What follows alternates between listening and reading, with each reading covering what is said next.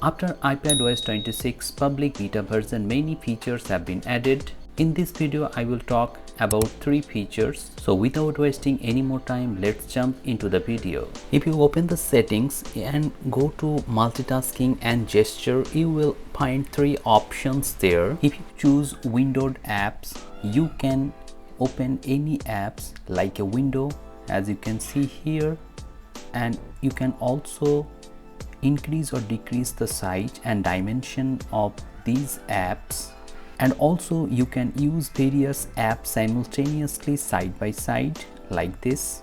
These window apps will give you an opportunity to use multiple apps on a single screen.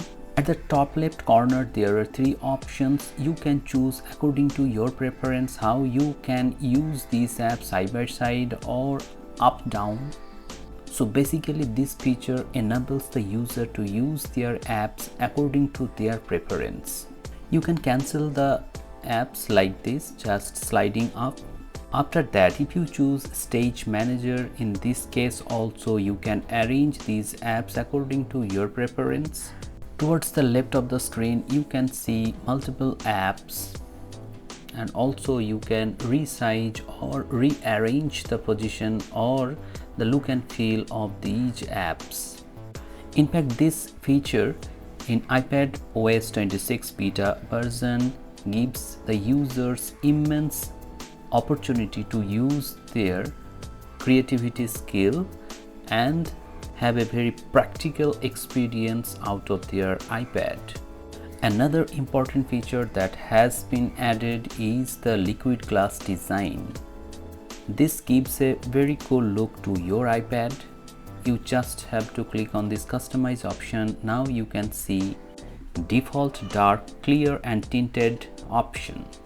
If you click on tinted, it will give a tinted color like app.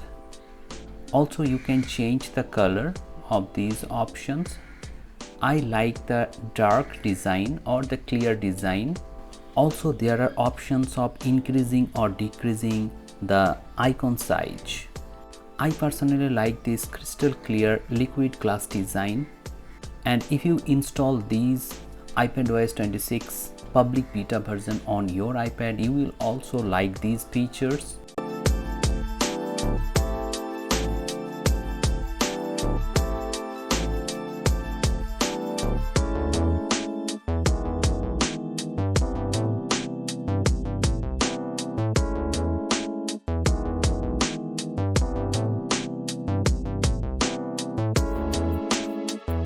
A new app has been introduced by the name Preview. If you click on this app, it will show recent, share and browse photos and PDFs. Though I don't use this feature much, but this is a very useful feature. Also there are many features of Apple Intelligence, but iPad 10th generation does not support Apple Intelligence, so there is no point in talking about that.